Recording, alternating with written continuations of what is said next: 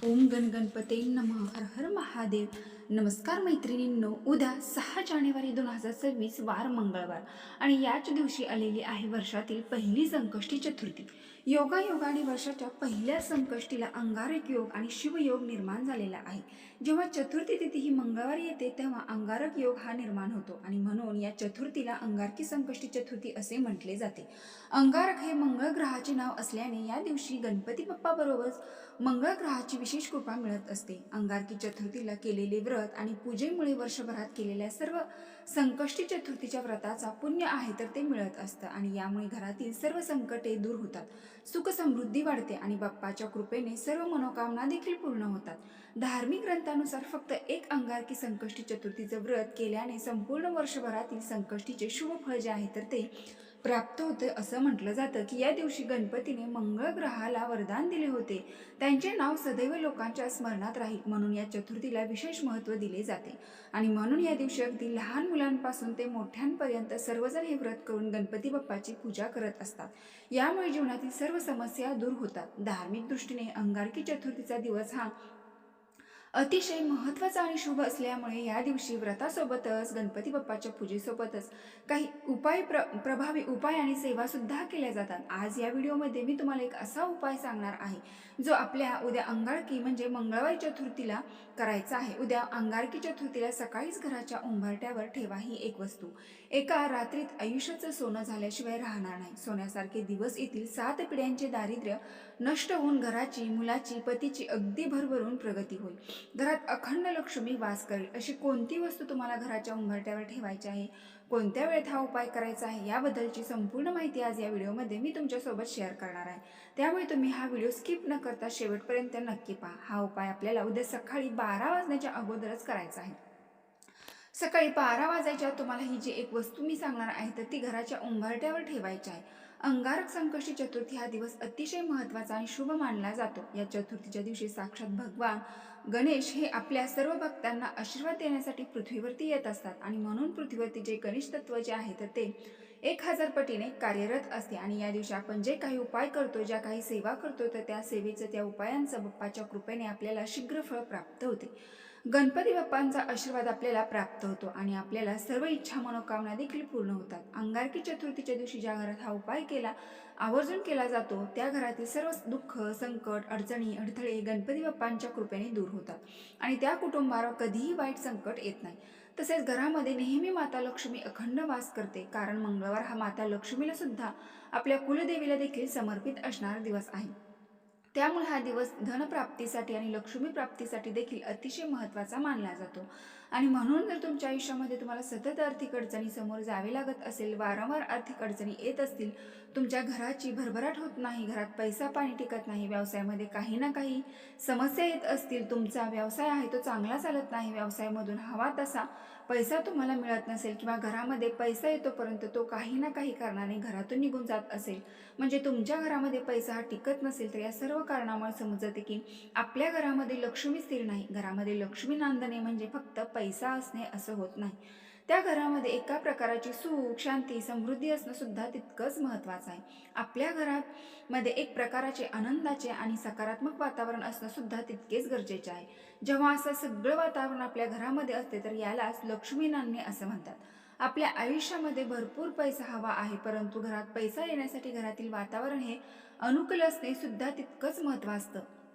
म्हणून आपल्याला उद्या अंगारकी चतुर्थीला हा उपाय जो आहे तर तो करायचा आहे, कारण गणपतीला विघ्नहर्ता, बुद्धीचे देव मानले जाते. या दिवशी आपण हा उपाय जर केला तर आपल्या घरामध्ये गणपती बाप्पांच्या कृपेने आपल्या घरातील सर्व समस्या, अडचणी, दुःख हे दूर होतील.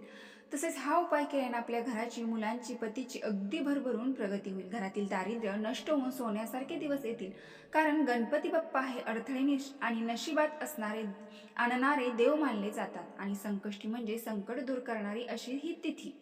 म्हणून हा उपाय जो आहे तो आपल्याला उद्या संकष्टी म्हणजे अंगारकी चतुर्थीला आवर्जून करायचा आहे. हा जो उपाय मी तुम्हाला सांगणार आहे तर हा उपाय घरातील स्त्री, पुरुष किंवा मुलं कोणीही करू शकते.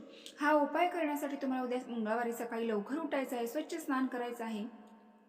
अंघोळीच्या पाण्यामध्ये तुम्हाला थोडेसे पंचामृत किंवा थोडीशी हळद आणि पांढरे तीळ टाकायचे आहेत आणि या पाण्याने तुम्हाला स्नान करायचं आहे. यामुळे आपल्यामध्ये जे काही नकारात्मक ऊर्जा असते तर ती निघून जाते आणि आपल्या शरीरामध्ये आत्मा मन शुद्ध आणि पवित्र होत असतो. स्वच्छ स्नान करून झाल्यानंतर ना कपडे परिधान करून आपल्या देवघरातील देवांची तुम्हाला विधिवत पूजा करून घ्यायची आहे. गणपती बाप्पांची मूर्ती असेल तर मूर्तीवरती शुद्ध पाण्याने किंवा पंचामृताने अभिषेक करायचा आहे. अभिषेक करताना त्या पाण्यामध्ये तुम्हाला थोडेसे पांढरे तीळ टाकायचे आहेत, कारण या चतुर्थीला तीळ चतुर्थी असे म्हटले जाते. यानंतर गणपती बाप्पांना हळद कुंकू अक्षता चंदन फुले अर्पण करायचे आहे. धूप दीप अगरबत्ती लावा, वातावरण हे प्रसन्न करायचं आहे आणि यानंतर तुम्हाला हा जो उपाय आहे तो करायचा आहे. आता हा उपाय करण्यासाठी तुम्हाला एक मातीची पणती घ्यायची आहे किंवा तुम्ही कोणत्याही धातूचा दिवा घेऊ शकता.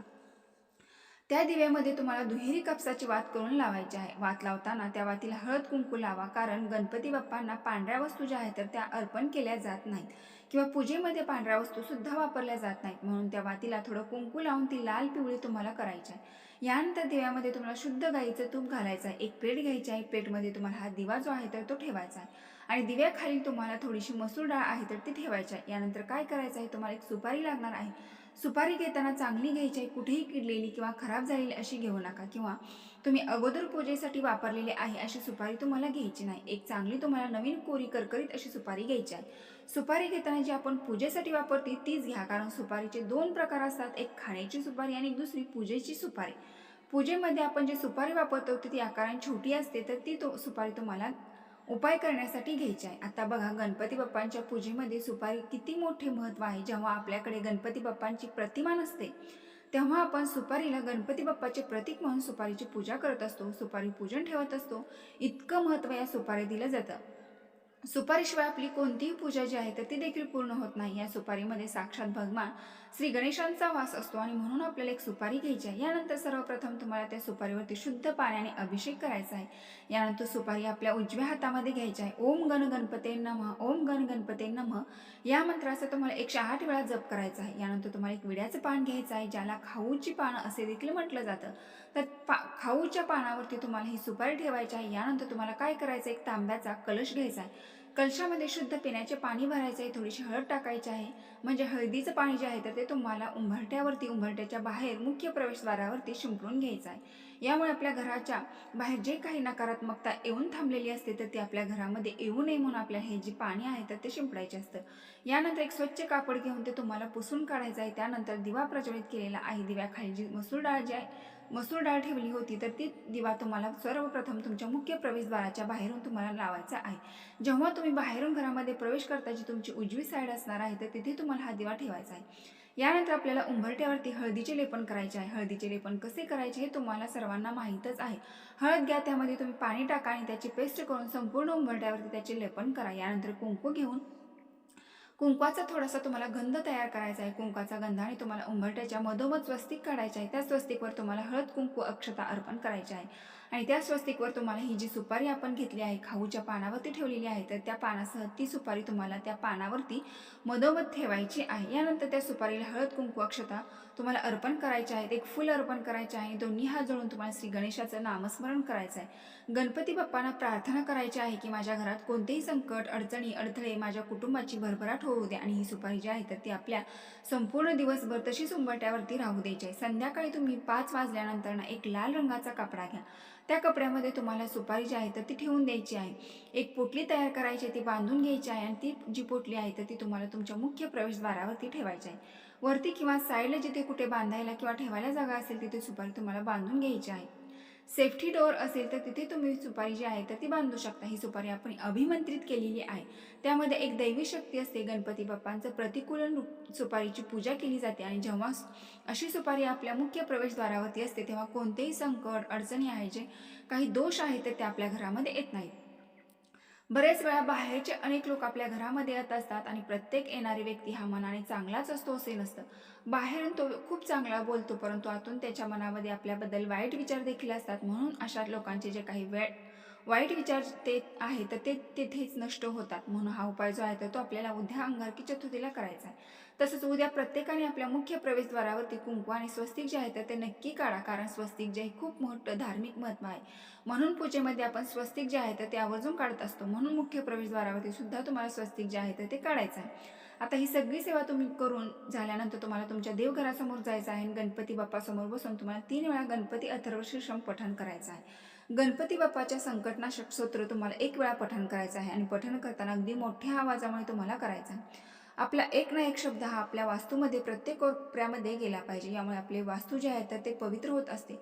यानंतर शेवटी तुम्हाला सुखकर्ता दुःखहर्ता ही गणपती बाप्पांची आरती करायची आहे आणि यानंतर पुन्हा एकदा तुम्हाला गणपती बाप्पाकडे मनोभावे प्रार्थना करायची आहे. तर असा हा छोटासा उपाय जो आहे तो तुम्हाला उद्या अंगारकी चतुर्थीला करायचा आहे. खूप प्रभावी उपाय, नक्की करून पहा. हा उपाय केल्याने याचा तुम्हाला निश्चितच फळ प्राप्त होईल. त्याचबरोबर या दिवशी गोसेवेला सुद्धा खूप महत्त्व आहे. म्हणून तुमच्या घराजवळ अगदी गाय असेल किंवा तुमच्या घरीच गाय असेल तर तिथे जाऊन तुम्हाला गाईला हळदी कुंकू लावायचं आहे. गाईच्या पायावरती पाणी ओतायचं आहे आणि गाईला एक चपाती घालायची आहे. चपातीवरती एक गुळाचा खडा ठेवून तुम्हाला ती गाईला खाऊ घालायची आहे. शास्त्रानुसार असे म्हटले जाते की गाई अंगारकी चतुर्थीला गाईला आपण गुळ चपाती खायला घातली तर 33 कोटी देवी देवतांचा आशीर्वाद प्राप्त होत असतो असे म्हटले जाते. आपल्या सर्व इच्छा मनोकामना या पूर्ण होतात. कुटुंबाची भरभराट होत असते. म्हणून हा एक उपाय देखील तुम्ही उद्या दिवसभरामध्ये कधीही करू शकता. त्याचबरोबर तुमच्या मुलांच्या आयुष्यामध्ये काही समस्या असतील. बऱ्याच वेळा असं होतं की आपला मुलगा खूप हुशार असतात परंतु मुलांना अचानक अभ्यासामध्ये अडचणी येऊ लागतात. मुलांना अभ्यास करावासा वाटत नाही, मुलांचं मन अभ्यासामध्ये लागत नाही, मुलांच्या लक्षात राहत नाही किंवा मुलं सतत आजारी पडत असेल, यासारख्या समस्या जर तुमच्या मुलांना येत असतील तर या दिवशी मुलांच्या हातून तुम्हाला गाईला हिरवा चारा खाऊ घालायचा आहे. यामुळे मुलांच्या आयुष्यातील सर्व समस्या दूर होतात.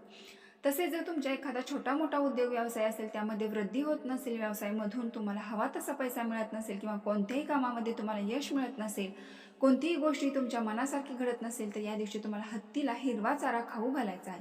आणि जर हत्तीला हिरवा चारा खाऊ घालणं शक्य नसेल तर मग तुम्ही या दिवशी एक मूठभर हिरवे मूग जे आहे तर ते मूग घेऊन गणपती बाप्पाच्या मंदिरामध्ये जायचे आहेत. गणपती बाप्पाला हिरवे मूग अर्पण करायचे आहेत आणि तिथे बसून तुम्हाला एक वेळा गणपती अथर्व शीर्षण पठण करायचं आहे. आणि आपल्या आयुष्यामध्ये ज्या काही अडचणी आहेत त्या दूर होण्यासाठी श्री गणेशाला प्रार्थना करायची आहे. बघा, यामध्ये तुम्हाला प्रत्येक उपायामध्ये गणपती अथर्व शीर्षमचं पठण मी करायला सांगितले आहे. तर या दिवशी गणपती अथर्व शीर्षम पठण करण्याला अनन्यसाधारण महत्त्व आहे. हे फक्त एकदा जरी पठण केलं तरी तुमची मनोकामना इच्छा पूर्ण नक्कीच होते. जर हा उपाय देखील खूप प्रभावी आणि त्यामुळे हा उपाय करून पहा. त्याचबरोबर तुम्हाला या दिवशी आपल्या मुलांना एक तीर्थसुद्धा पाजायचं आहे. तर काय करायचं आहे, एका ग्लासमध्ये शुद्ध पिण्याचं पाणी घ्या. आपल्या उजव्या हाताजवळचं जे करंगळीजवळचे बोट आहे अनामिका, तर ते बोट तुम्हाला त्या पाण्यामध्ये घालायचं आहे आणि 11 वेळा गणपती अथर्व शीर्षम पठण करायचं आहे. यानंतर हे पाणी जे आहे तर ते अभिमंत्रित होते आणि हे तीर्थ आपल्या मुलांना पाजायचं आहे. यामुळे आपल्या मुलांची बुद्धी तल्लख होते. बाप्पा सर्व देवतांमध्ये अतिहुशार देवता आहेत. यामुळे आपल्या मुलांची बुद्धी सुद्धा हुशार होते. मुलं अभ्यास जो आहे तो करतात तर त्यांच्या लक्षात राहता आणि मग हा उपाय देखील तुम्ही मुलांसाठी उद्या अंगारकी चतुर्थीला करायचा आहे. तर हे जे काही प्रभावी उपाय आहेत तर तुम्ही उद्या करू शकता. तर ही अत्यंत महत्त्वपूर्ण माहिती मला तुमच्यापर्यंत पोहोचवायची होती. व्हिडिओ पूर्ण माहिती आवडली असेल तर आपल्या चॅनलला नक्की लाईक करून कमेंट बॉक्समध्ये ओम गण गणपते नमः नक्की टाईप करा. धन्यवाद.